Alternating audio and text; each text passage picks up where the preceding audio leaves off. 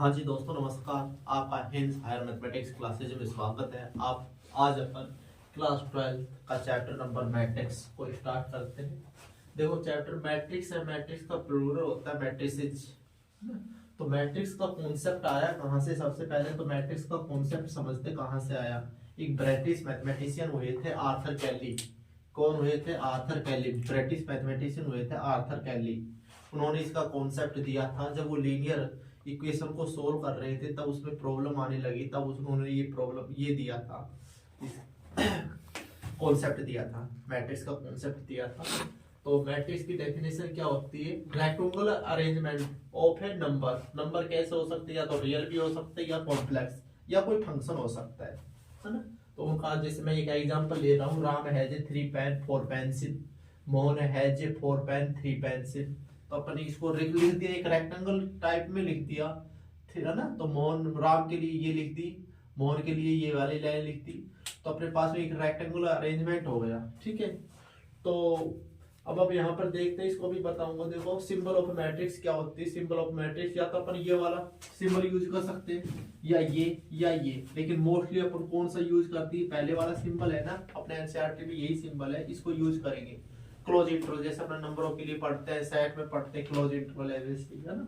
और इसको denoted by किससे करेंगे? Capital letter of English alphabet, है ना। Capital letter of English alphabet, जैसे अपन ने ये ले लिया, ए मैट्रिक्स है तो इसके लिए ये ज्यादा यूज रहेगा। अंदर ए ले स्मॉल ए आई जे। बी मैट्रिक्स है, उसके लिए क्या लेंगे? बी आई जे। कोई सी मैट्रिक्स ली तो उसके लिए अपन क्या ले लेंगे? सी आई जे, ये ले लेंगे। अब देखो, ये आई और जे क्या होते हैं? मैंने लिख दिया, आई एथ होता है पोजीशन ऑफ रो, यानी कि आई कौन सी पोजीशन, रो में कौन सी पोजीशन पर है। जे का मतलब होता है पोजीशन ऑफ कॉलम, यानी कि जे है कॉलम के कौन सी पोजीशन पर है। जैसे मैं यहाँ पर लिखता हूँ, जैसे एक यहाँ पर ले रहा हूँ, देखो इसको मिटाता हूँ मैं, ये देखो आप इसको, तो समझ रहे इसको।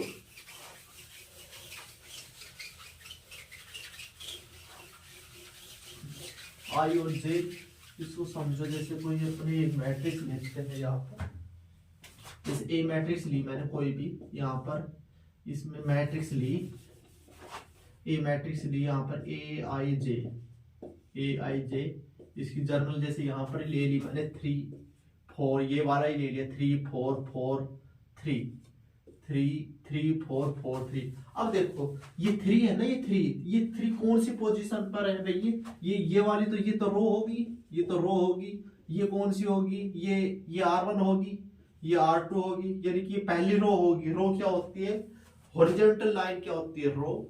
और जो वर्टिकल लाइन होती है वो अपनी क्या होती है? कॉलम होती है ना। तो ये C1 हो गया, ये क्या हो गया? C2 हो गया। तो अपन देखें यहाँ पर, देखो 3 है, 3 कौन सी पोजीशन पर है? 3 है अपने पास में एलिमेंट ए आई, तो ये 3 है, फर्स्ट रो में है, और फर्स्ट ही किस में? कॉलम में, तो ये लिखा जाए A11। अब देखो 4 की पोजीशन देखना भाई, 4 की पोजीशन कहाँ पर है? 4 कहाँ पर है? ये 4 है, फर्स्ट रो में है, तो A1 पहले रो लिखी जाएगी, पहला रो, और दूसरे क्या है? कॉलम में है। फिर अपन 4 के लिए आते हैं। 4 के लिए देखो, 4 कहाँ पर बैठा है भाई? 4 बैठा है दूसरी तो रो में बैठा है, और पहले कॉलम में बैठा है। अब अपन आते हैं 3 के लिए। 3 देखो भाई कहाँ पर बैठा है? 3 बैठा है दूसरी रो में, पहले रो लिखेंगे, दूसरी रो में बैठा है, और दूसरे ही कॉलम में बैठा है। ले बस, ये हो गया।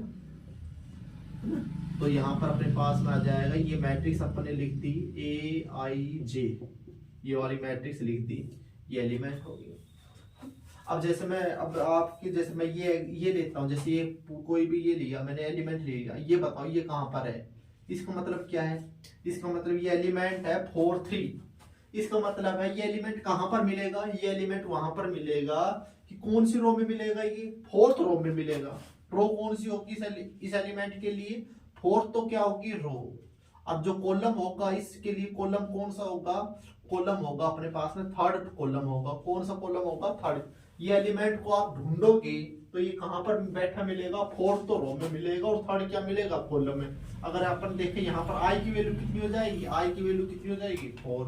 और जे की वैल्यू कितनी हो जाएगी अपने पास में? 3। जे की वैल्यू कितनी हो जाएगी? 3, है ना।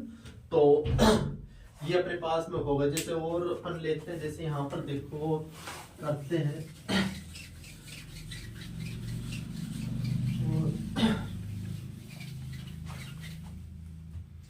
और मैंने यहाँ पर ये बताया या तो रियल नंबर हो सकते, ये फंक्शन हो सकते, जैसे यहाँ पर ये ले बी, इसके लिए मैंने ले लिया बी आई जे यहाँ पर ले लिया मैंने, जैसे यहाँ पर ले लिया sine X cos X X square log X E की पावर एक्स टेन एक्स।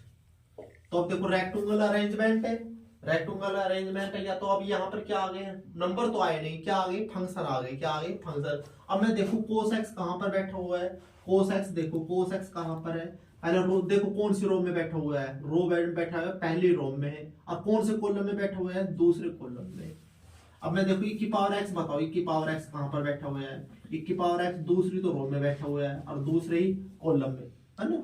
अब tan x की मैं पूछूं tan x कहाँ पर बैठा हुआ है, तो tan x अपने पास में बैठा हुआ है दूसरी तो रो में बैठा हुआ है, दूसरी रो में और तीसरे कॉलम में। तो अपन इसको ऐसे लिख सकते हैं, देखो a11 a12 a13।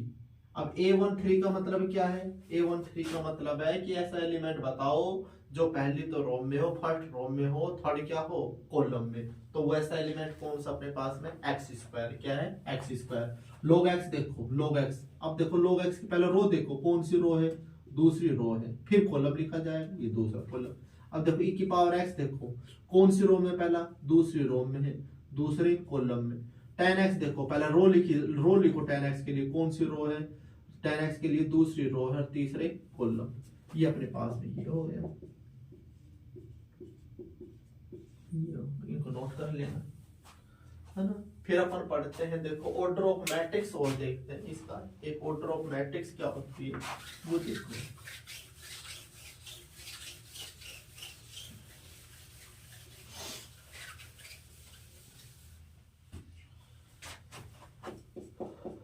Order of matrix, order of matrix, order of matrix का यही है कि कोई मैट्रिक्स कितनी लंबी है कितनी चौड़ी है ना। तो यहाँ पर अपन देखें इसको ऑर्डर ऑफ मैट्रिक्स क्या होता है, number of rows, number of rows into number of column, number of rows अपन लेट कर लिया लेट, अपन ने लेट कर लिया कि नंबर ऑफ रोज अपन ने मान ली कितनी, मान ली लेट कर लिया नंबर ऑफ रोज m मान ली, और लेट कर लिया नंबर ऑफ कॉलम कितने मान लिए अपन n। नंबर ऑफ रोज तो कितनी मान ली m, नंबर ऑफ कॉलम कितना मान लिया n। तो ऑर्डर ऑफ मैट्रिक्स कितना हो जाएगा, order of matrix, order of matrix कितना हो जाएगा भाई m क्रॉस n। लेकिन इसको रीड कैसे करेंगे, रीड एज, इसको पढ़ेंगे कैसे, रीड एज m, इस क्रॉस को क्या पढ़ेंगे by, m by n, m by n, ये इसका वो होता है। अब जैसे अपने पास में ये वाली है, ये वाली देखना, ये वाली जो मैट्रिक्स है ये वाली अपने लिखी है, एक मैट्रिक्स होगी ये, इसमें देखो रोज कितनी है, नंबर ऑफ रोज कितनी है, 2 रो है, तो यहाँ पर लिखा जाएगा इसको ऑर्डर 2 रो। कॉलम कितने इसमें, कॉलम कितने 2, तो 2 बाई 2। तो अब देखना ये जैसे मैं यहाँ पर लेता हूँ, एक यहाँ पर लिए मैंने, जैसे कोई सी मैट्रिक्स ली, ये सी मैट्रिक्स ली मैंने, यहाँ पर अपने पास में ले लिया 1 0 4 6 7 8। तो अब मैं पूछूं कि भाई इसका ऑर्डर बताओ, ऑर्डर देखो इसमें रो देखो कितनी है, रो हॉरिजॉन्टल लाइन रो होती है R1 और R2, ये R1 होगी, दूसरी कितनी होगी R2, तो इसमें नंबर ऑफ रो कितनी है 2, तो यहाँ पर लिखेंगे ऑर्डर 2 ऑर्डर है। कॉलम देखो C1 C2 C3, जो वर्टिकल लाइन है ना, वर्टिकल लाइन वो क्या होता है कॉलम, कितने कॉलम है इसमें 3, तो 2 बाई कितना हो जाएगा 3, 2 बाई कितना हो जाएगा 3। अब देखो एक बताना, आप जैसे ये बताओ ना, इसको देखो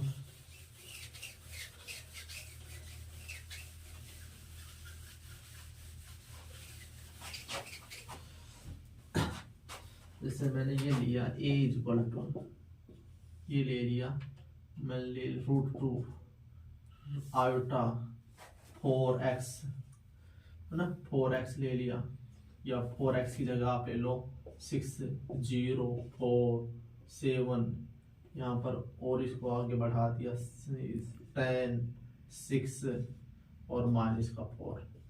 अब देखो इस मैट्रिक्स में अपन ऑर्डर ऑफ मैट्रिक्स की बात चल रही है, तो अब इसमें देखो ऑर्डर कितना है, इस मैट्रिक्स का ऑर्डर कितना है, तो आप ऑर्डर की जरूरत पड़ने के लिए आपको दो चीजों की जरूरत पड़ेगी भाई। एक तो उसमें देखो नंबर ऑफ रोज, तो इसमें नंबर ऑफ रोज देख लो। नंबर ऑफ रोज, रोज क्या होती है? लेटी हुई हॉरिजॉन्टल लाइन देखो कितनी, एक ये R1, दूसरी देखो ये R2, तीसरी ये R3। तो नंबर ऑफ रोज कितनी रोज है? 3, यहां पर लिखेंगे 3 तो इसकी रोज है।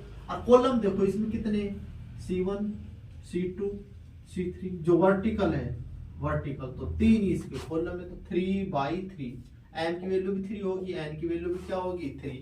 अपन मोस्टली m को किसकी तरह यूज करते हैं? Number of rose. n को किसकी तरह यूज करते हैं? नंबर ऑफ कॉलम, है ना। तो अब देखो नेक्स्ट वीडियो में अपन पढ़ेंगे टाइप ऑफ, क्या पढ़ेंगे? मैट्रिक्स। मैट्रिक्स का टाइप पढ़ेंगे, कितने टाइप की मैट्रिक्स होती है ना। अगर आपको ये वीडियो पसंद आई हो तो प्लीज लाइक और सब्सक्राइब जरूर करना। Thank you.